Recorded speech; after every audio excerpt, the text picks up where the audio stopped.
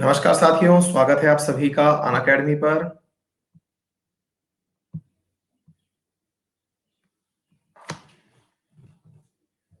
क्या आप मुझे देख सुन पा रहे हैं?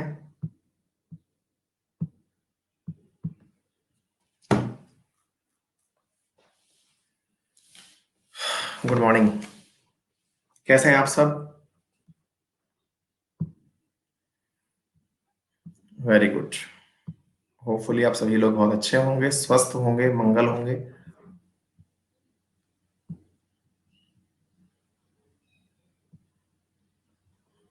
ठीक है। हाँ जी। आप सभी को ज्ञात है कि हमारे द्वारा आप लोगों के लिए क्लासेस जो ली जा रही हैं, वर्तमान में आप मॉडर्न हिस्ट्री पढ़ रहे हैं और मॉडर्न हिस्ट्री के बाद में आप लोगों को साइंस पढ़ाई जाएगी। ये प्रयास है, लेकिन पहले प्रयास ज्यादा ये किया जा रहा है कि एक बार आपकी चीजें शुरू हो जाएं, है ना? मतलब एग्जाम शुरू हो जाए, एक बार देखते हैं क्या सीन है।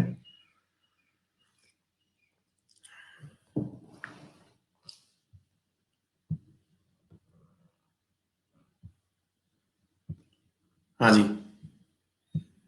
क्या आप मेरी आवाज सुन पा रहे हैं?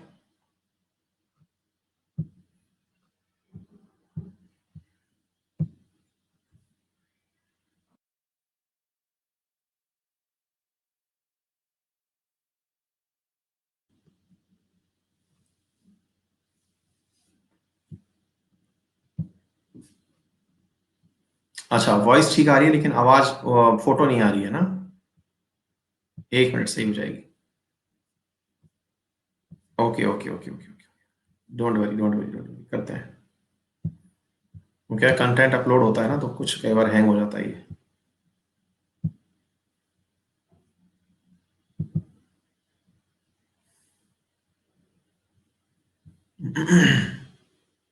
अब ठीक है। परफेक्ट।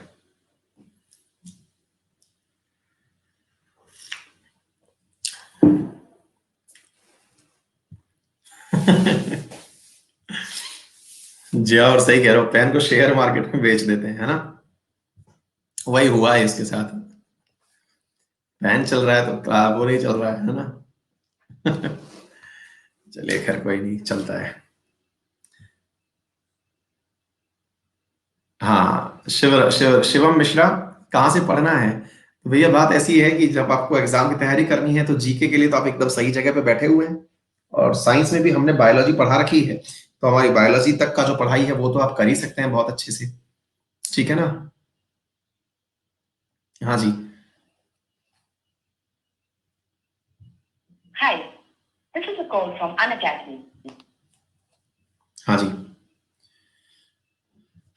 चलें। मेरे फोन में लिडार होगा। हाँ भाई साहब, कुछ ना कुछ तो होगा।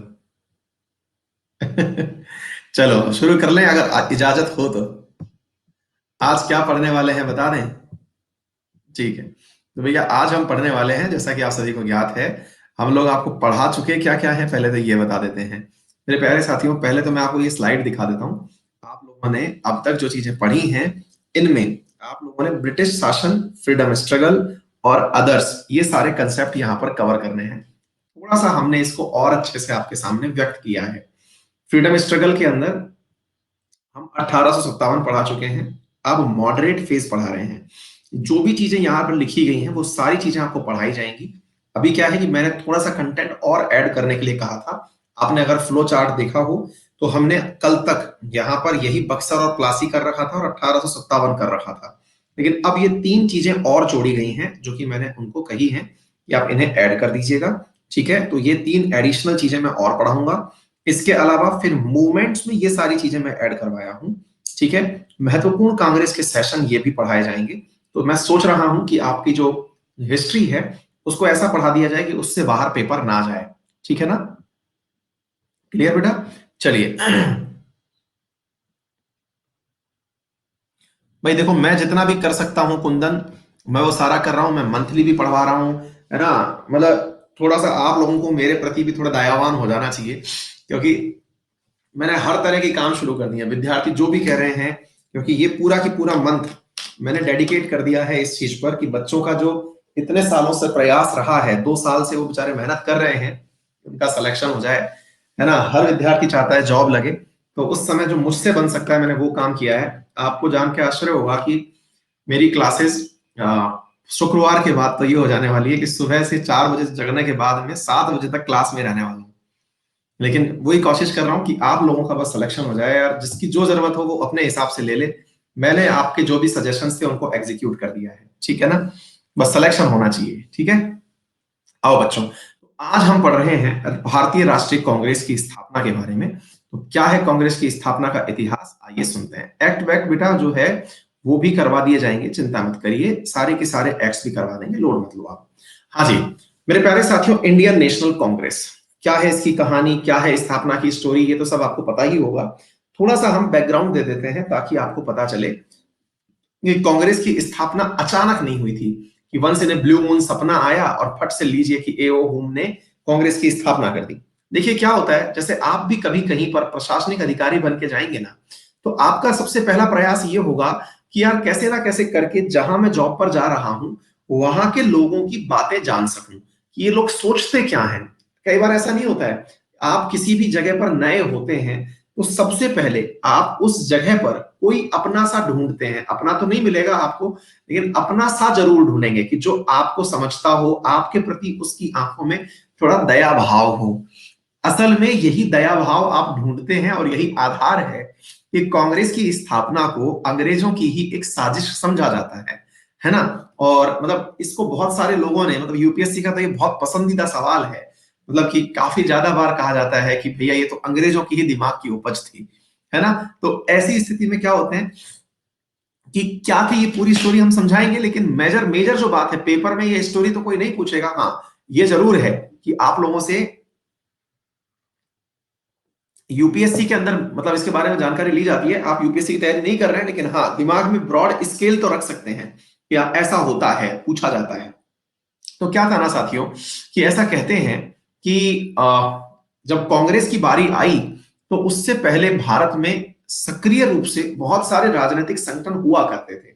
सक्रिय रूप से राजनीतिक संगठन से मतलब मेरा क्या हुआ और कांग्रेस का क्या मतलब होता है, ये सारी बातें मैं आपको सिखाता हूं। थोड़ा बैकग्राउंड सीखेंगे तो आपको कांग्रेस की स्थापना में थोड़ा मजा आएगा। देखिए क्या था, अंग्रेजों को लगता था कि हम अगर इंडिया पर राज कर रहे हैं और इंडिया की बातें ही हमें नहीं पता, ये लोग क्या सोचते हैं, इनकी मांगे क्या हैं, तो कुछ ऐसे लोग ढूंढे जाएं जो प्रभावशाली भी हों समाज में और जिनके मन में हमारे प्रति थोड़ी आस्था भी हो। दोबारा सुनिएगा, यही कारण है जो आगे चल के कांग्रेस के विभाजन का कारण बनेगा, इसलिए आप इस पॉइंट को बहुत अच्छे से समझिए। अंग्रेजों ने क्या चला कि चलिए एक काम करते हैं, ऐसा सोचते हैं हम कि एक ऐसा संगठन बनाने का प्रयास करते हैं जो कि विचारों में हमारे जैसा सोचे और दुनिया में यानी इंडिया में उनकी पकड़ हो। ऐसे लोगों को ढूंढने के लिए जो एक्टिव वर्कर्स थे उन दिनों पॉलिटिक्स में, चाहे रमेश चंद्र बनर्जी हो, दादा भाई नौरोजी हो, इन सबको पकड़ा गया और इनसे कहा गया कि एक काम करो, आप लोग अपना एक संगठन बना लो, एक पार्टी बना लो जो कि राष्ट्र हित में कार्य करेगी। यानी आप पार्टी बनाओ। और एक ब्रिटिश अधिकारी थे जिनका नाम था एओ हुम, वो आए और इनको मोटिवेट कर दिए कि तुम एक काम करो, अपनी एक पार्टी बना लो, ज्यादा लोग साथ में रहोगे तो अंग्रेज भी तुम्हारी बात सुनेंगे। अभी तुम सब लोग अलग अलग मिलकर के आते हो, तुम्हारा कोई दबाव नहीं बनता है, तो एक काम करो अपनी पार्टी बना लो। ठीक है, बोले अच्छा ठीक है साहब, कर लेते हैं। हाँ जी, एक सवाल बहुत ज्यादा पूछा जाता है, बताइए उस समय कौन कांग्रेस का वो गवर्नर जनरल कौन हुआ करता था। हालांकि उस समय तो वायसराय हो गया था, उस समय वायसराय कौन हुआ करता था जिस समय कांग्रेस की स्थापना हुई थी, कमेंट बॉक्स में जल्दी से बताइए। हाँ, इसलिए बहुत बार मेरे प्यारे साथियों ये प्रश्न एज इट इज पूछा जाता है कि कांग्रेस लॉर्ड डफरिन के दिमाग की उपज थी, डफर व्यक्ति के दिमाग की उपज थी कांग्रेस। ठीक है ना। हाँ, कांग्रेस वर्ड का मीनिंग क्या होता है, असल में कांग्रेस वर्ड का मीनिंग होता है संगठन, एक प्रकार का संगठन जिसमें कि लाइक माइंडेड पीपल बैठते हो, वो संगठन कांग्रेस कहलाता है। कांग्रेस अब पार्टी है हमारे यहाँ पे, है ना, इसलिए नेशनल कांग्रेस नाम है उसका, राष्ट्रीय संगठन नाम है उसका, केवल कांग्रेस नहीं है, नेशनल कांग्रेस पार्टी नाम है उसका, राष्ट्रीय कांग्रेस दल यानी कि राष्ट्रीय संगठन दल। क्लियर है। अच्छा, तो मेरे प्यारे साथियों, ऐसे ही आपको मालूम होना चाहिए ना, यूएस की संसद को भी कांग्रेस कहा जाता है। जैसे अपने यहाँ पे संसद को, पार्लियामेंट को कहा जाता है संसद, ऐसे यूएस की जो पार्लियामेंट है उसको क्या कहा जाता है? कांग्रेस कहा जाता है। तो कांग्रेस असल में एक संगठन है। ठीक है बेटा। अच्छा, तो एओ हुम ने कहा कि एक काम करो, तुम सब लोग मिलो और मिलकर के एक ऐसा संगठन बनाओ जिसको अंग्रेज इज्जत दें। कहते हैं कि एओ हुम को डफरिन ने भेजा था, ताकि, अब इसके बारे में भी इतिहास बताते हैं। देखो, लोगों में क्या हो रहा था कि उन दिनों अंग्रेजों के प्रति एक घृणा का भाव बढ़ता जा रहा था। घृणा का भाव बढ़ रहा था, इसका मतलब क्या है? इसका मतलब यह है कि अंग्रेजों की नीतियां अब धीरे धीरे लोगों की समझ में आ रही थी, क्योंकि इतने साल से, 100 साल से रहते हुए हो गए, 1757 में आ लिए थे, 1857 की क्रांति होली, अब 100 सवा 100 साल में रहते रहते अब इनके बारे में अंदाजा लगना शुरू हो गया था कि यार ये जो है व्यवसायी तो नहीं है, ये लुटेरे हैं। यानी कि ये असल में हमें यहां पर एक फ्लेवर दे रहे हैं कि देखो हम तुम्हारे लिए ये सब कर रहे हैं, लेकिन अल्टीमेटली ये लूट के ले जाते हैं। तो उनका एक हल्का सा विरोध होता था। तो इस विरोध को निपटाने के लिए एओ हुम को मोटिवेट करके डफरिन ने भेजा, ऐसा कहते हैं, और कहा कि तुम इनसे कहो सब लोग मिल जाएं और अपनी मांगे मुझे बताएं, उन मांगों को प्रस्ताव के रूप में मेरे सामने लाएं, तो मैं उन पर विचार करूंगा। तो कहते हैं ना कि जो कांग्रेस का शुरुआती समय था वो अनुनय विनय वाला समय था। अनुनय मतलब कि आप गुजारिश कर रहे हो कि सर थोड़ा कंसीडर करिए ना प्लीज इस बात को, बोले आओ और हमारे सामने। जैसे आज नहीं होता है, कई बार आपने देखा होगा आपके क्षेत्र में, आपके जिले में, कई बार ये न्यूज छपती है लोकल पेपर के अंदर कि भाई फलाने पार्टी के कार्यकर्ताओं ने कलेक्टर को जाके ज्ञापन सौंपा। तो ये जो ज्ञापन सौंपना है, असल में ज्ञापन मतलब समझ रहे, एक नोटिस पकड़ाया, अपनी तरफ से आपत्ति दर्ज कराई, अपन सुनते हैं ना ऐसे। तो वो जो चीज है वो असल में कांग्रेस का उस समय का आइडिया है। ये 1885 के समय का आइडिया है। 28 दिसंबर 1885 को 72 प्रतिनिधियों की उपस्थिति में बॉम्बे के, मेरे प्यारे साथियों, मुंबई के गोकुल दास तेजपाल संस्कृत विश्वविद्यालय के अंदर बैठ करके ये बैठक हुई और यहां पर सेक्रेटरी जनरल बनाया गया एओ हुम को। ठीक है ना। और उन्होंने सेक्रेटरी जनरल बनते हुए कलकत्ता के एक कांग्रेस के नेता जिनका नाम व्योमेश चंद्र बनर्जी था, उनकी अध्यक्षता में कांग्रेस का स्थापना कर दी। क्या आपको मेरी बात समझ में आ रही है?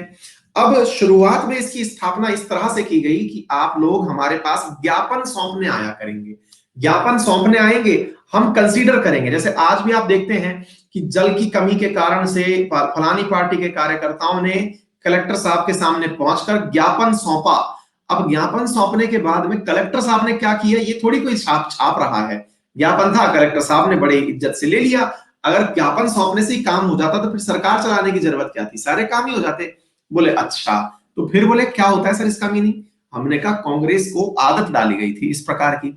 यही कारण था कि जो उस पार्टी में, जैसे जो ज्ञापन सौंपने जा रहे हैं लोग बाग, उनमें से कोई आप जैसा फायर ब्रांड नेता भी तो होगा जो कहेगा अरे कुछ नहीं होता है, इन सब चीजों से, फालतू की चीजें हैं, इनका रास्ता रोको, इनको बताओ, इनके घर का पानी रोको, तब समझ में आएगा इन लोगों को।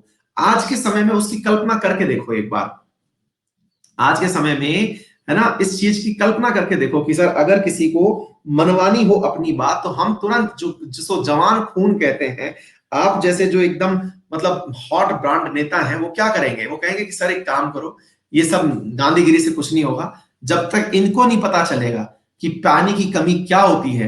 भाई अपने नल जब नहीं आ रहे होते तो नेता लोग जाते हैं ना कलेक्टर साहब के पास ज्ञापन सौंपने, तो बोले ऐसा करो सर, इन कलेक्टर साहब का पानी काट दो, इनके कल बिजली के तार काट दो, बिजली का पानी काट दो, फिर रात को जब मच्छर काटेंगे पानी के बिना, जब ये बिना नहाए रहेंगे ना, उस दिन समझ में आएगा इनको।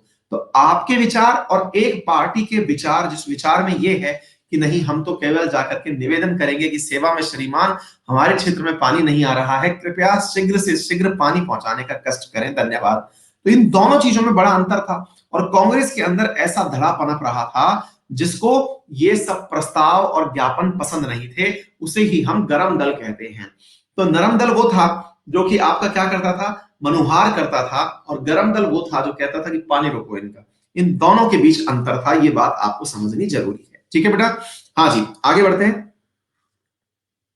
कांग्रेस ने, मेरे प्यारे साथियों, ये सारी की सारी बातें कर दी। अच्छा, अब क्या होता है, एक जो सबसे बड़ी दिक्कत थी वो क्या थी, जो मैंने शुरुआत में आपको बताया, अंग्रेजों ने सोचा था ना हमारी जैसा सोच का ही व्यक्ति हो और इसकी पकड़ अच्छी हो। तो इन्होंने क्या किया मेरे प्यारे साथियों, इन्होंने क्या किया कि लोगों को हाँ भैया, एक विद्यार्थी है मेरा Gulla Durga Prasad, remedy for the thought pen. मतलब बेटा, मैं तुम बहुत अच्छे स्टूडेंट हो इसलिए तुम्हारी मजाक नहीं बनाना चाह रहा हूं, है ना। मत लिखो ना ये सारी बातें बेटा क्लास के बीच में। माफी चाह रहा हूं, है ना। तुम काफी दिन से बहुत सीरियसली पढ़ रहे हो, अदरवाइज तुम बहुत बढ़िया वाला रोस्ट कर देता। इसलिए रहने दो बेटा, पढ़ाई के सीक्वेंस को मत बिगाड़ो, है ना। हाँ मतलब छोड़ दो। हाँ जी, तो मेरे प्यारे साथियों ध्यान से सुनो मैं क्या बोल रहा हूं। इस मुद्दे को थोड़ा सा समझने का प्रयास करो कि ये वाली जो चीज है, इस स्थिति में मैंने कहा अंग्रेजों ने अपना जैसा आदमी ढूंढा। अपना जैसा ढूंढा मतलब कुलीन वर्ग के लोग ढूंढे, पैसे वाले लोग ढूंढे। अब कुलीन लोग ढूंढे, पैसे वाले वर्ग के लोग ढूंढे, यही कारण था कि लोग इनके साथ अटैच नहीं हुए। तो शुरुआती कांग्रेस तो बस पन्नों पे चल रही थी। पैसे वाले लोग थे ये सारे के सारे, पूंजीपति वर्ग के लोग थे जिन्हें इस समय पर जोड़ा गया था, ठीक है ना। अच्छा, अब आता है सवाल। हाँ भाई मेरे प्यारे साथियों, जब कांग्रेस की स्थापना हो रही थी ना, तो मेरे प्यारे साथियों इसका नाम शुरुआत में नेशनल एसोसिएशन ऑफ इंडिया बनाया जा रहा था। लेकिन फिर नेशनल एसोसिएशन ऑफ इंडिया जो है, वो दादा भाई नौरोजी के कहने पर मेरे प्यारे साथियों इंडियन नेशनल कांग्रेस में परिवर्तित कर दी गई। तो दादा भाई नौरोजी कौन थे, इनके बारे में याद करिएगा। एक बार मैंने करंट में पढ़ाया था, मैंने ये लिखा था कि करंट के अंदर कि the grand old man of India Dadabhai Naoroji, he was the person जो कि इंडिया से बाहर भारत के पहले व्यक्ति जो ब्रिटिश संसद के अंदर एक सांसद के रूप में रह चुके थे, वो थे दादा भाई नौरोजी, ठीक है ना। मेरे प्यारे साथियों ये पारसी व्यक्ति थे, मुंबई से थे, और ये ब्रिटेन की सारी बातों से परिचित थे। तो इन्होंने ही फिर इंडिया में आकर के जो association, national association of India थी, इसका नाम बदल करके इंडियन नेशनल कांग्रेस करना जो है वो सजेस्ट किया था, ठीक है। हाँ जी, उम्मीद है सभी साथियों को ये बात अच्छे से समझ में आ रही होगी। और ये माना जाता है मेरे प्यारे साथियों,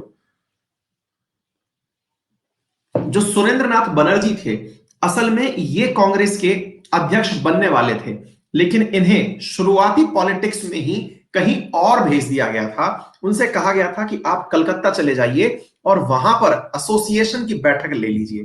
तो सुरेंद्रनाथ बनर्जी थे जो सबसे एक्टिव कार्यकर्ता थे कांग्रेस के, जिन्हें मतलब अध्यक्ष बनने नहीं दिया गया और उन्हें कलकत्ता भेज दिया गया था। ये फैक्ट आप लोगों को याद होना चाहिए। अच्छा, एक बात और मैं आपको यहां बताना चाहूंगा कि लाला लाजपत राय जो थे, उन्होंने 1916 में अपनी एक किताब लिखी थी, एक आर्टिकल छापा था, किताब तो नहीं थी, एक जिस प्रकार से अखबारों के अंदर कईयों के आर्टिकल नहीं छपते हैं, उस आर्टिकल में जिसका नाम था यंग इंडिया, उस आर्टिकल में यह कहा था कि Congress is a brain child of Lord Dufferin, यानी कि कांग्रेस जो है वो लॉर्ड डफरिन के दिमाग की उपज है। लॉर्ड डफरिन ने इसकी स्थापना की है। ये बात 1916 में जाकर के मतलब लाला लाजपत राय जी को समझ में आई। और मेरे प्यारे साथियों याद होना चाहिए आप लोगों को, लाला लाजपत राय ही थे जो कि क्या बोलते हैं इसकी, अंग्रेजों के डंडों से जिनकी मौत हो गई थी। याद है आपको, साइमन गो बैक के जब नारे लगा रहे थे, तो लाला लाला लाजपत राय ही थे जिनके ऊपर सिर पर चोट पड़ने से जिनकी मौत हो गई थी। याद है आप लोगों को? हाँ जी, साइमन गो बैक का नारा लगा रहे थे वो। हाँ ये बिल्कुल सही है। आपने अगर वो the legend of Bhagat Singh देखी हो, तो भगत सिंह जी के बारे में बताया गया है कि वो बहुत ज्यादा आहत हुए थे इस बात से। मतलब कांग्रेस को भी ये बात समझने में बहुत दिन लग गए कि अरे ये तो हमको जबरदस्ती इन लोगों ने बना करके खड़ा कर दिया है, ठीक है ना। क्योंकि जो शुरुआती वाले लोग थे कांग्रेस के अंदर, उनका पूरा की पूरा विश्वास अंग्रेजों के प्रति ही था कि ये जो अंग्रेज है ना, ये हमारे लिए एक प्रकार के वरदान है। मतलब अंग्रेजों को ये लोग अपना मतलब समझते थे कि ईश्वर ने इनको वाकई में मतलब इस कारण से भेजा है, जैसे कि ये कहते हैं खुद के बारे में कि हम लोग जो हैं वो पृथ्वी पर इसलिए भेजे गए हैं क्योंकि ईश्वर चाहता है कि व्हाइट मैंस के ऊपर कुछ बोझ रहे, तो हम आपको सुधारने के लिए आए हैं। शुरुआती कांग्रेस ऐसा ही मानती थी। मेरे प्यारे साथियों, शुरुआत में जो महासचिव का पद था वो 15 सालों तक एओ होम ने संभाला था, ठीक है ना। शाबाश विकी मिश्रा, मजा आ गया बात सुन करके, शाबाश। हाँ जी साहब, आगे बढ़ते हैं मेरे प्यारे साथियों। इसी क्रम में जब आपको ये सारी बातें पता चली कि कांग्रेस के साथ क्या हुआ, कैसे हुआ, अच्छा, लेकिन क्या कांग्रेस 1885 में डायरेक्ट निकल करके आ गई थी? आंसर है नहीं। कांग्रेस से पहले भी बहुत सारे संगठन बने थे, जैसे 1838 में मेरे प्यारे साथियों लैंड होल्डर्स सोसाइटी की स्थापना की गई थी द्वारकानाथ टैगोर जी के द्वारा। लेकिन आप अगर इस नाम को सुने, land holders society, land holders की अंग्रेजी है लैंड होल्डर्स, तो हिंदी क्या है? जमींदार संगठन। जमींदार क्यों? इस समय भाई इंडिया की सबसे बड़ी दुर्दशा जमींदारों ने मचा रखी थी। असल में इंडिया में जितने अंग्रेज गुनहगार नहीं है इंडिया को बर्बाद करने में, उतने हमारे यहाँ के जमींदार थे जिम्मेदार। बोले कि पूछेंगे क्यों सर? भाई असल में देखिए, आपको मालूम होना चाहिए अंग्रेजों ने भारत के अंदर 3 प्रकार की व्यवस्थाएं लैंड रेवेन्यू कलेक्ट करने के लिए की हुई थी। एक व्यवस्था थी जिसे आप स्थायी बंदोबस्त कहते हैं, एक व्यवस्था थी जिसे आप महलबाड़ी कहते हैं, एक व्यवस्था थी जिसे आप रैयतबाड़ी कहते हैं। थोड़ा सा मैं आपको इनके बारे में जानकारी दे देता हूं, जिससे आपको समझ में आएगा कि शुरुआत में भारत के दुश्मन कोई और नहीं, भारतीय ही थे। देखो भाई, कॉमन सेंस लगाओ। अंग्रेजों को क्या चाहिए? अंग्रेजों को चाहिए पैसा। अब भारत में पैसे की, भाई किसान, उन्होंने उद्योग धंधे तो खत्म कर दिए, पैसा कहां से आएगा? आंसर था खेती से आएगा। खेती से पैसा आएगा। लेकिन अंग्रेजों को बोलना नहीं आता। किससे? किसान से बोलना नहीं आता, किसान से बात करना नहीं आता कि ये कैसे पैसा उगाएं। तो इन्होंने जो ऑलरेडी पैसे वाले लोग बाग थे, उन लोगों को संपर्क किया। जो ऑलरेडी पैसे वाले लोग थे, जो बिजनेसमैन थे, जो ट्रेडर्स थे, उनको बुलाया और कहा कि एक काम करो, मैं आप लोगों को जमीन का ठेका दे रहा हूं। ध्यान से सुनना, बहुत ही कॉमन सेंस के साथ समझ में आ जाएगी, बहुत अच्छे से समझने का प्रयास करिए। आपने क्या किया? आपने एक ऐसे व्यक्ति को, जो कि आज भी, आप एक बात बताइए, अपनी समाज में अंग्रेजी खटाखट बोलना, विदेश जाना, हवाई जहाज में उठना बैठना कौन करता है? भाई गरीब आदमी तो नहीं करता है। एटलीस्ट किसान जो बेचारा सड़कों पर इस समय मार खा रहा है, सर्दी में सड़कों पर बैठा हुआ है, वो तो ऐसा नहीं करता है। कौन करता है? जो सामान लेता है किसान से और कहीं और बेचता है, या जिसकी फैक्ट्री चल रही है, या जिसके पास बहुत पैसा है। महंगे मतलब रईस आदमी करता है ना ऐसा। यानी कि पैसे वाले जो लोग हैं, रईस लोग जो हैं, वो ऐसा करते हैं। इन्होंने रईसों से कहा कि बेटा तुम पहनते हमारे जैसे कपड़े हो, यानी कि सूट बूट पहन के घूमते हो, ठीक है, मतलब सूट बूट पहनते हो, अंग्रेजी पढ़ते हो, ये सारे के सारे काम तुम्हारे पास ऑलरेडी, बस तुम्हारी चमड़ी का कलर ही तो हमारा नहीं है ना। चलो कोई बात नहीं, तुम भले ही भारतीय हो, लेकिन सोच में तुम पूरी तरह से हमारे जैसे हो चुके हो। तो एक काम करो, हम तुम्हें ना मालिक बना रहे हैं। किस चीज का? जमीन का मालिक बना रहे हैं। हम तुम्हें जमीन किराए पर दे रहे हैं। बोले किराया साहब हम नहीं दे पाएंगे। बोले नहीं, समझो तरीका समझो, हम तुमको एक जगह देते हैं। अब सोच के चलो, मैं आपको समझाता हूं मेरे प्यारे साथियों। एक व्यक्ति है, जिसे मान लीजिए ये एक व्यक्ति है, ऊपर अंग्रेज है, ये रईस व्यक्ति है, ये वो व्यक्ति है जिसके पास में, जिसको अपन ने अभी ठेका दे दिया, इसको 100 बीघा जमीन दे दी कि ले, तो इस जगह का मालिक है, इस जगह का मालिक है।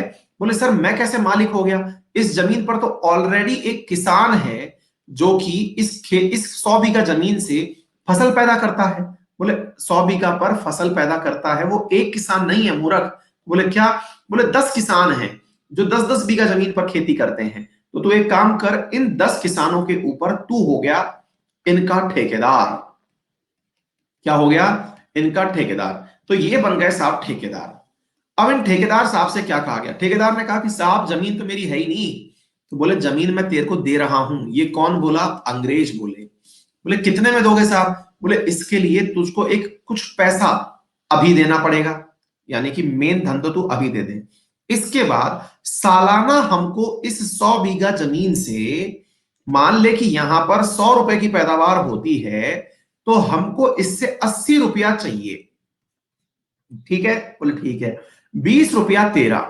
अब ध्यान से समझना, यही बात आपको मैं समझाने का प्रयास कर रहा हूं। तो 20 रुपया किसका? ठेकेदार का। 80 रुपया अंग्रेज का। ठेकेदार ने सोची कि यार घर बैठे गंगा आ रही है तो फिर दिक्कत क्या है? हाँ भाई, घर बैठे गंगा आ रही है तो फिर दिक्कत क्या है? बोले ठीक है सर, कर लेंगे। अंग्रेजों ने इसको ये ऑफर दे दिया। अब कहा कि 80 रुपए चाहिए। ठेकेदार 80 रुपए पकड़ाने लगा। अंग्रेजों ने कहा कि देख, अगर तू 90 रुपए देगा तो मैं तुझको एक और ऑफर दे देता हूं। बोले बताओ साहब क्या ऑफर है?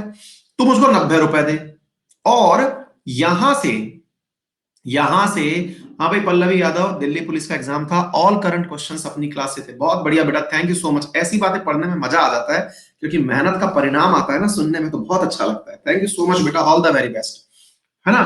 तो बोले एक काम कर, तू 90 रुपए दे, अब मैं तेरे को एक अधिकार और दे देता हूं। वो क्या?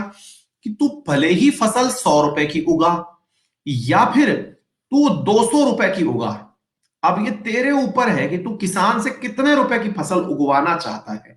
मुझको बस 90 रुपए दे देना। क्या आपको मेरी बात समझ में आ रही है? एक व्यक्ति ने पूछा किसान को क्या मिला? कुछ नहीं मिला, यही तो किसान मरा ना बेटा। 90 रुपए मुझे दे देना। अब तू यहां पर मार्जिन 10 रुपए का कमाए या 110 का कमाए, मुझे कोई लेना देना नहीं है। बात समझ में आ गई बेटा? क्लियर हो गया? तो इस 200 रुपए के लालच में इस जमींदार ने, ये जो रईस था, जो अभी ठेकेदार बन गया, जमीन का मालिक बन गया, जिसे आप जमींदार कह रहे हैं, इस जमींदार ने किसानों पर शोषण करना प्रारंभ कर दिया।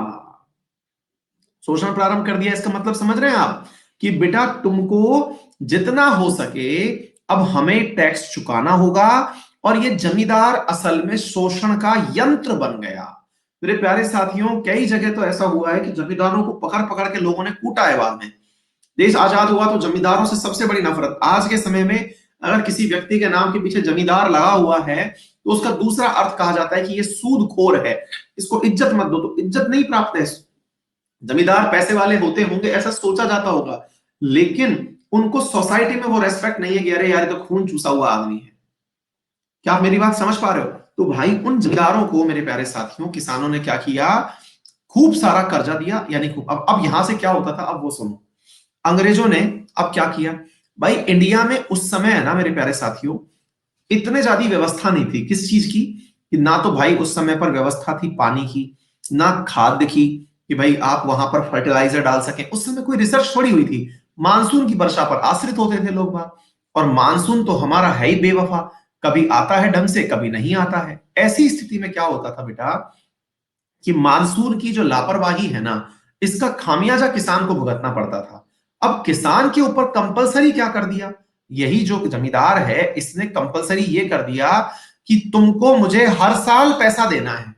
बोले मालिक फसल ही नहीं हुई तो क्या करें? बोले तो भी तुझे पैसा देना है। अब यहीं से ध्यान से बात को समझना मेरे प्यारे साथियों, कि आपको कंपलसरी कर दिया गया कि खेती नहीं हुई तो भी पैसा देना है। फिर वो व्यक्ति पूछा जमींदार कि मालिक मैं पैसे कैसे दूंगा आपको? बोले तुम मुझसे कर्जा ले जा। मतलब किसान को ऑप्शन दिया गया कि तू मुझसे लोन ले ले, और लोन लेके मुझे पैसे चुका। क्या आपको यह बात समझ में आ रही है? बोले ठीक है साहब, मैं लोन ले लेता हूं। अब बेचारा किसान यहीं से लोन लेता और इसे ही लोन चुकाता। एवज में गारंटी के रूप में क्या रखता? अपनी जमीन रखता। तो अभी तक जो ठेकेदार था, वो असल में अब किसान से जमीन गिरवी रखवाने रख चुका था, जिसकी वजह से किसान जब लोन नहीं चुका पाता था, तो वही वाला जो ब्याज है, या वही वाली जो जमीन है, अब वो किसकी हो जाती थी? इस जमींदार की हो जाती थी। अब किसान क्या करेगा? किसान तो अभी तक कर्जा नहीं चुका पाया। तो किसान जब कर्जा नहीं चुका पाया, तो ये इस जमीन पर काम तो कर रहा है, लेकिन मजदूर बनकर। किसान बनकर नहीं, मजदूर बनकर, जिसको मजदूरी में क्या मिल रहा है? 2 वक्त का खाना भी नहीं मिल रहा है। अब वो जमीन किसान की ना होकर के जमींदार की हो चुकी है, और अब ये मजदूर बन के कार्य कर रहा है। फिर क्या होता था? ये जो मजदूर है मेरे प्यारे साथियों, ये जब किसानी करके जो पैसा कमाता था, मजदूर बन के जो पैसा कमाता था, उसे भी चुकाता था, लेकिन फिर भी पैसा नहीं पूरा पड़ता था। तो ये ताजीवन मजदूर बन जाता था, जिसे हम बंधुआ मजदूर कहते हैं। जिसे हम क्या कहते हैं? बंधुआ मजदूर। मजदूर मतलब लेबर बन गया। क्लियर हो गया? और इसकी जो संतानें होती थी, यानी कि इसकी जो बच्चे पैदा हुए, वो बच्चे भी आगे चल के गिरवी रख दिए जाते थे रईस को। यानी कि वो सारे के सारे बच्चे भी वंशानुगत, यानी कि आने वाले पीढ़ी दर पीढ़ी भी ये इसी के क्या बन गए? एक प्रकार के गुलाम बन गए। तो यहां पर मेरे प्यारे साथियों, बंधुआ मजदूरी इस प्रकार से भारत में विकसित हुई थी। क्या आपको मेरी ये बात समझ में आ रही है? अब यहीं से वो कंसेप्ट निकल के आता है आपके मूल अधिकारों में, right against exploitation, article number 22-23 जो आप पढ़ते हैं, वो असल में है क्या मेरे प्यारे साथियों? वो यही तो आर्टिकल है कि कुछ बंधुआ मजदूरी से मुक्ति मूल अधिकार है। अगर किसी को यह पता चल जाए कि कोई व्यक्ति मतलब बंधुआ मजदूर है, तो उसे मूल अधिकार के रूप में सुप्रीम कोर्ट जाने का अधिकार है, भले ही कितना ही कर्जे में क्यों ना हो। कोई भी व्यक्ति किसी का ताजीवन कर्जे में नहीं रह सकता। ये है हमारा मूल अधिकार।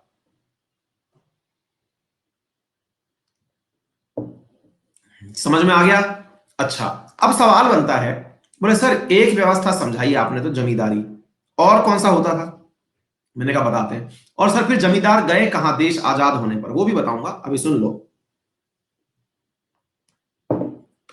देश की 3 व्यवस्थाएं थी। कौन कौन सी व्यवस्था थी? पहली थी, यही थी स्थायी बंदोबस्त, जो मैंने आपको बताई ना अभी, स्थायी बंदोबस्त। ये व्यवस्था थी आपकी, ठेका पद्धति कहलाती थी। ये जो मैंने अभी समझाई, ये यही थी। अच्छा, अब आती है दूसरी, वो है महलवाड़ी, और तीसरी थी रैयतवाड़ी। अब इसमें क्या होता था, ध्यान से सुनिएगा।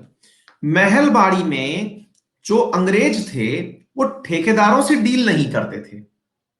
अंग्रेज जो थे, वो ठेकेदारों से डील नहीं करते थे, वो गांव के प्रधान से डील करते थे, या फिर गांव वालों से डील करते थे। संयुक्त रूप से सभी गांव वालों से कहते थे, गांव वालों सब एक संयुक्त हो जाओ, आप लोग 100 लोग मिलकर के अपनी जगह को एक ही जगह कंसीडर कर लो और इसे संयुक्त रूप से महल नाम दे दो। क्या आपको मेरी बात समझ में आ रही है? इसको महल नाम दे दो, तो यानी कि 10 किसानों ने संयुक्त रूप से अपनी जगह बनाई, उसका नाम, या 100 किसानों ने अपनी जगह बनाई, उसका नाम क्या हो गया? महल। अब इनमें से किसी एक किसान की अगर पैदावार नहीं हुई, तो दूसरा किसान उसकी मदद कर देगा, क्योंकि ये संयुक्त रूप से गांव का टैक्स कहलाएगा। यही महल कहलाता था। तो महलवाड़ी में अंग्रेज डायरेक्ट किसानों के टच में आते थे, बीच में जमींदार नहीं थे।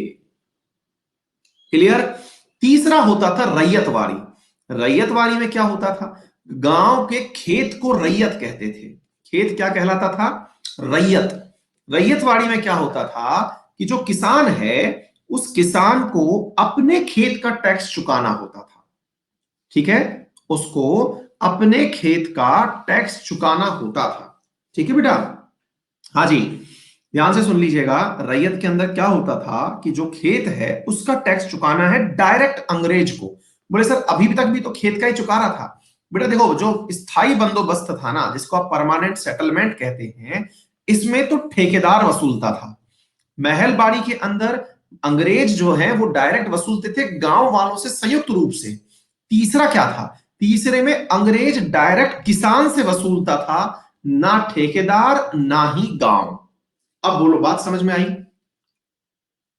तीनों में अंतर समझ में आ गए? पहले में एक बिचौलिया था, दूसरे में पूरा गांव एक था, तीसरे में मेरे प्यारे साथियों सभी लोग जो हैं वो इंडिविजुअली ट्रीटमेंट पाते थे। हाँ भाई संजीत, बेटा आप नए हैं, स्वागत है भैया आपका, है ना? बहुत बढ़िया बेटा। वैसे संजीत बता दें, ये अपने है ना इंडिया का सबसे ज्यादा देखा जाने वाला बैच है। इसमें हर दिन 100 बच्चे 150 बच्चे नए आते हैं, है ना? तो बहुत देर से आप इस मैसेज को लिख रहे हो, आप अंत में लिख सकते हो इस बात को बेटा, है ना? हाँ, सुनिए ध्यान से, तो मैं क्या कह रहा हूं आपसे, ध्यान से सुनिएगा। तो रैयत समझ में आ गया आप लोगों को कि रैयत किसे कहते हैं?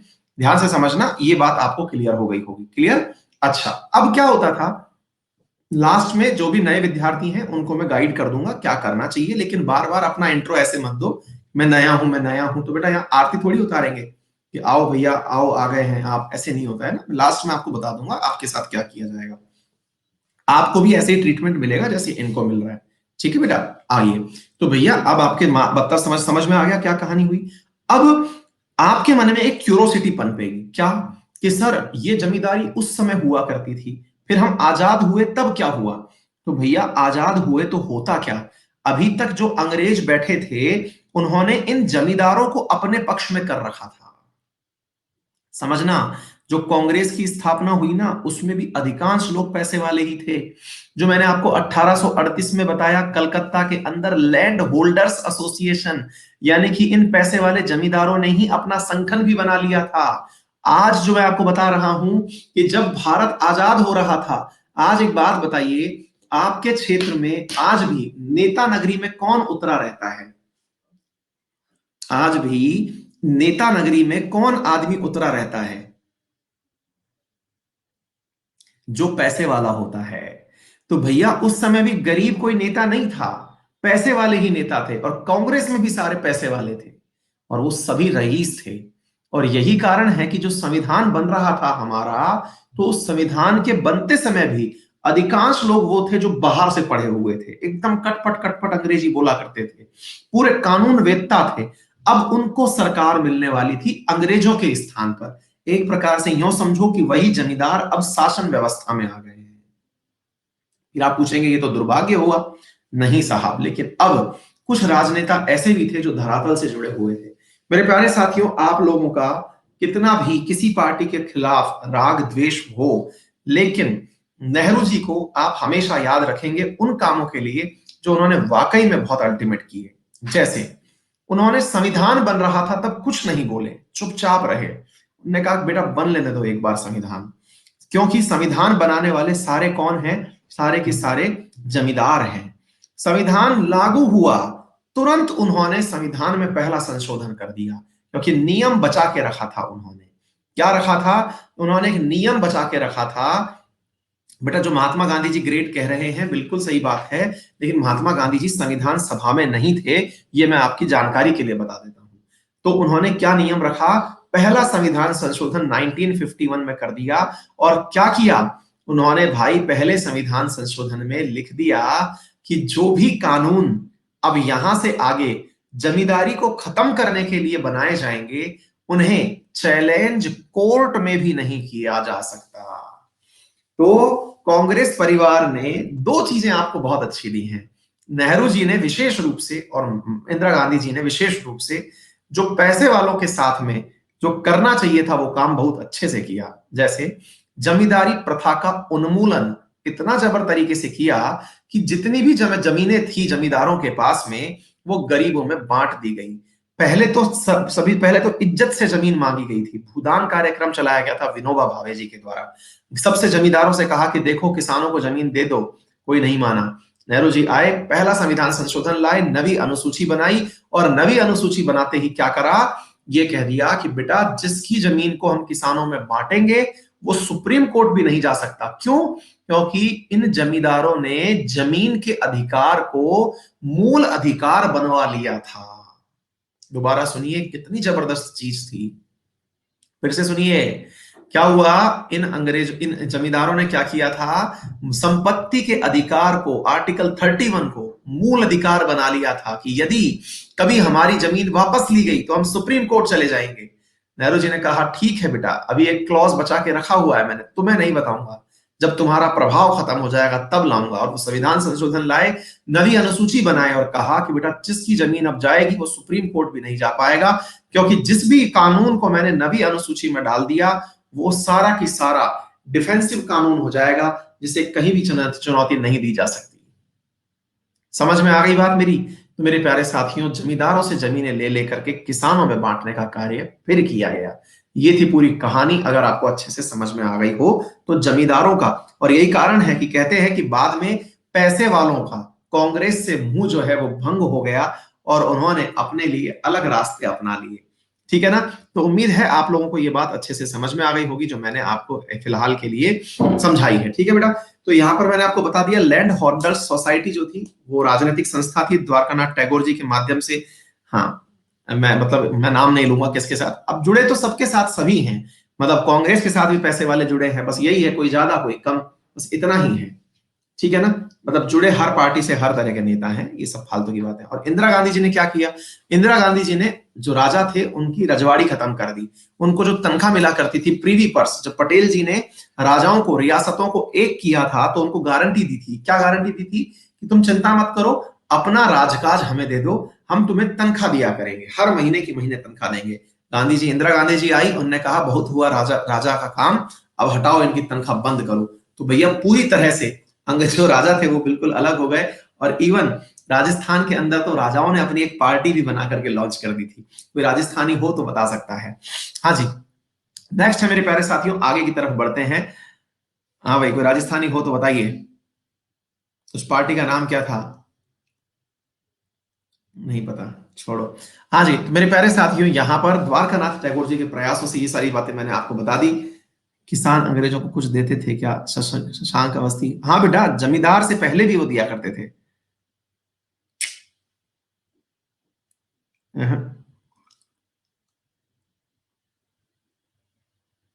अंकित,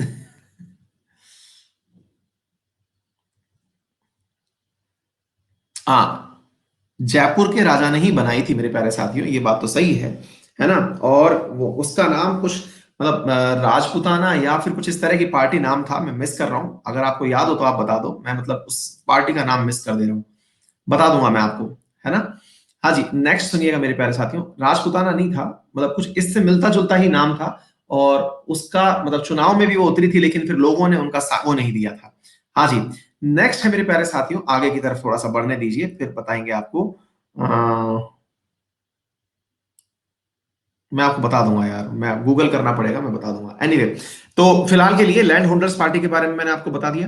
अब यहां पर एक बात और देखिए मेरे प्यारे साथियों, कि लोगों के मन में एक प्रयास आने लगा था। क्या प्रयास आने लगा था? कि भाई कांग्रेस जो है वो कहीं लैंड होल्डर्स पार्टी ही तो नहीं है। तो ऐसी स्थिति में इन्होंने अपनी अपनी चीजें थोड़ी फिराना शुरू कर दिया। क्या फिराना शुरू कर दिया? ये शुरू कर दिया कि भाई किसी ना किसी प्रकार से अध्यक्ष बदलते हैं अपन, क्योंकि अध्यक्ष बदलने का फायदा होगा। क्या फायदा होगा? अध्यक्ष बदलने का फायदा ये होगा कि भाई लोगों को लगेगा कि ये हम सबसे जुड़ी हुई पार्टी है। इसलिए यहां पर मेरे प्यारे साथियों तमाम अध्यक्ष बने, वो मैं आपको बताता चला जाऊंगा कि कौन कौन अध्यक्ष बने, क्या क्या रहा, ये सारी बातें आपको मैं बताता रहूंगा। अब यहां पर एक चीज और जान लीजिएगा कि कांग्रेस में क्या कोई महिला भी शामिल हुई थी क्या? बिल्कुल हुई थी मेरे प्यारे साथियों। लैंड होल्डर्स का मतलब जमींदार, अमृत शुक्ला, ठीक है। कादम्बनी गांगुली नामक एक महिला थी जिसने सबसे पहले कांग्रेस को, महिला जिसने सबसे पहले कांग्रेस को संबोधित किया था 1890 में, उनका नाम कादम्बनी गांगुली था।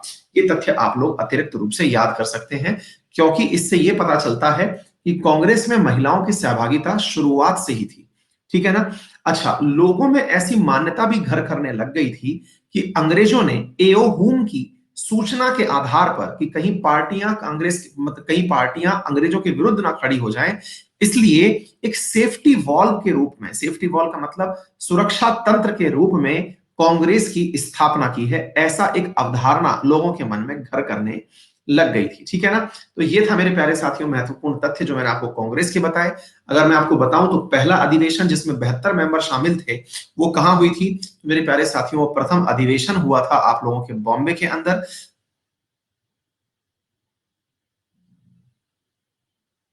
हाँ जी, नेक्स्ट है मेरे प्यारे साथियों, डब्ल्यू सी बनर्जी इसके महासचिव थे।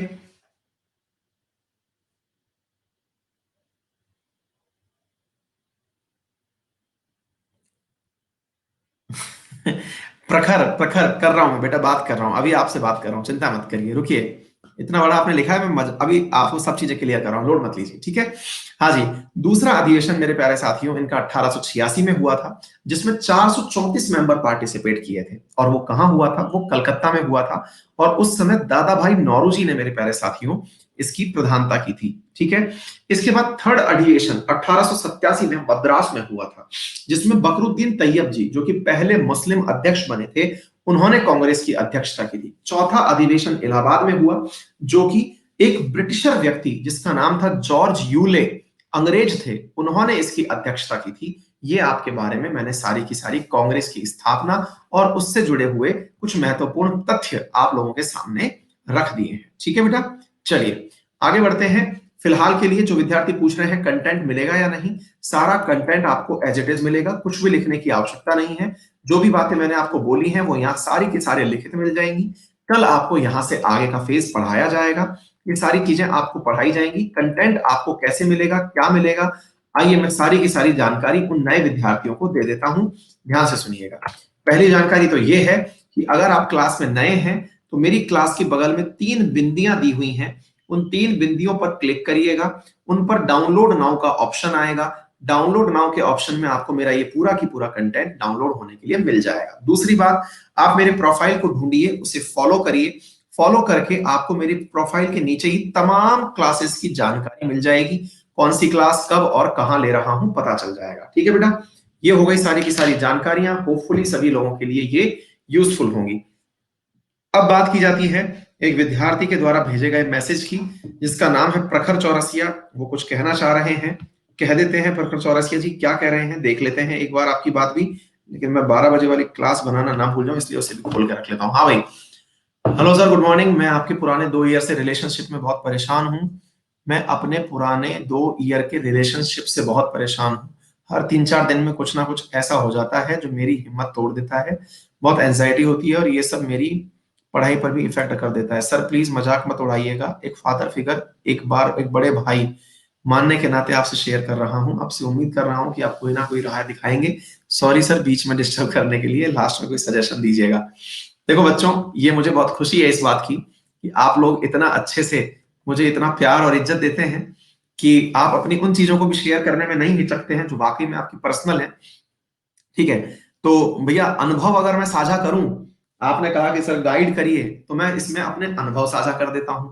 अनुभव तो ये है गुरु कि ये जो प्यार व्यार नामक चीज है ना, ये इसके नियम थोड़े बदल गए हैं। नियम इस तरह से बदल गए हैं कि जो लोग कहा करते थे कि प्यार एक बार होता है, वो सब बकवास है। ठीक है, नियम ये है वर्तमान के, प्यार बहुत बार होता है, बस उस लायक कोई मिल जाए जो पहले वाले को रिप्लेस कर दे। तो पहला तो भैया जो ब्रह्म ज्ञान है जो सुबह सुबह आपको दिया जा रहा है वो सुन लीजिए, है ना।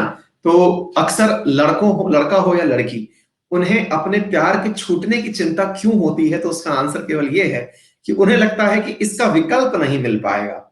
ठीक है ना, तो अब उसका विकल्प नहीं मिल पाएगा, यही एक कारण होता है जिसके कारण कोई भी व्यक्ति रिलेशनशिप से डर रहा होता है। कई बार लड़के डर रहे होते हैं कि यार इससे अच्छी ना मिल पाएगी, भाई बहुत है, इससे ज्यादा ना तो खूबसूरत मिलेगी ना इससे काबिल मिलेगी। ठीक इसी प्रकार से लड़कियां सोच रही होती हैं बेटा तुमसे अच्छा ना मिल पाएगा। और जिस दिन आपका रिप्लेसमेंट मिलता है ना, प्यार भैया बहुत ही, हम इज्जत नहीं दे सकते, बाकी हम पूरी इज्जत के साथ में आप सारे फीलिंग्स को भर लीजिएगा। ऐसी चीज है कि बहुत बार हो जाती है। ठीक है, तो बात ऐसी है, पहला बात तो ये समझ कर लीजिएगा, कोई लोड मत लीजिए, डन है। दूसरी बड़ी बात समझने की आवश्यकता है, और वो क्या है कि ये जो ट्रू लव वगैरह है ना, ये इतना मिलना शुरू हो जाएगा अगर आप वाकई में कामयाब हो गए। आप काबिल बनो, लोग आपके पीछे आएंगे ही। ठीक है ना, तो भैया काबिल बन जाओगे तो लोग शादीशुदा लोगों को नहीं छोड़ते हैं। आप तो अभी कुंवारे हो, है ना, तो लोड मत लो भैया, दबा के काबिल बन जाओ, पैसा कमाओ, चिंता कतई मत करो, बहुत प्यार मिलेगा, दुनिया में भर भर के प्यार है। ठीक है, अच्छा, तो तीसरी रही बात कि आप उस चक्कर में परेशान हो, तो ये हम पहले बता दे रहे हैं, अगर जिस समय जो काम करना होता है उसकी जगह अगर किसी और चीज को प्राथमिकता दीजिएगा तो भैया बहुत बुरा नुकसान हो जाएगा। अगर सोचिए कि मैं आपको पढ़ाते समय फोन पर चैट करने लगूं, आपको पढ़ाते समय मैं कहीं और की चिंता करने लगूं, तो मैं पढ़ा पाऊंगा क्या? आंसर है नहीं। ठीक है, आपका वर्तमान का जो समय चल रहा है बेटा वो पढ़ने का चल रहा है। तो ये जो प्यार नामक चीजें है ना, इसे ब्रह्मचर्य व्रत के बीच में लेके ही मत आओ, चाहे आप कितने ही तेजोखान क्यों ना हो। ठीक है, तो ऐसी स्थिति में भैया पढ़ाई पर फोकस करिए और पढ़ते समय कुछ बन जाइए। उसके बाद प्रॉपर टाइम आएगा आपका जिसको आप गोल्डन पीरियड काउंट किए जा सकते हैं, उसमें आनंद लीजिएगा भरपूर। इतना समय मिलेगा कि वो समय जो है वो काटे नहीं कटेगा कि भाई अब इतने समय का करें क्या। ठीक है, तो पढ़ लो बेटा। ठीक है, हो गया सबका? हाँ भाई, एक बार प्रेम से बोलिए, बाबा जाने मन की बात। बोलो काशीपुर वाले बाबा की जय। जप नाम जप नाम। हाँ, हमारी वाइफ को ना कई बार इस चीज से चिढ़ा देते हैं। हमको वेब सीरीज का शौक तो बहुत तगड़ा है, हम देख कर पूरे टाइम निपटा देते हैं। आप सोचो कि हम आपको पढ़ाते हुए भी निकलेंगे ना, आप कुछ और काम करते रहेंगे, कोई ना कोई वेब सीरीज चला लेंगे। ठीक है, हम अपनी वाइफ को चिढ़ा देते हैं ऐसे करके, जप नाम, फिर भैया लंबी लंबी सुनते हैं हम बढ़िया से। हाँ जी, हो गया। लोड मत लीजिए, मस्त रहिए बेटा, ये प्यार व्यार सब बहुत बार होगा, चिंता कतई मत करो। ठीक है, ना बालक करें ना बालिकाएं, इन सब चीजों में समय खराब ना करें। हाँ, दुख होता है हमको, लेकिन जाने कितनी बार हुआ है, तो लोड ही नहीं है। ठीक है। तो ये सब फालतू की बातें हैं। मस्त रहो, मस्ती में अपने आप को इतना बड़ा कर लो ना गुरु। अरे यार, आप फिल्मों में नहीं देखते हो, पांच पांच भाई साहब शादियां हो गई हैं, शादी नहीं भी हो रही हैं तो सब काम चल रहा है। लाभ काबिल होना चाहिए ना आदमी को। ठीक है, काबिलियत पे जोर दो भैया, सब चीजें चली आएंगी आपके साथ साथ। डन है। चलो, अपडेट में डाल दे रहे हैं कंटेंट, लोड मत लो। टेक केयर, मस्त रहो, बिंदास रहो, फिर मुलाकात करते हैं। Bye bye, see you.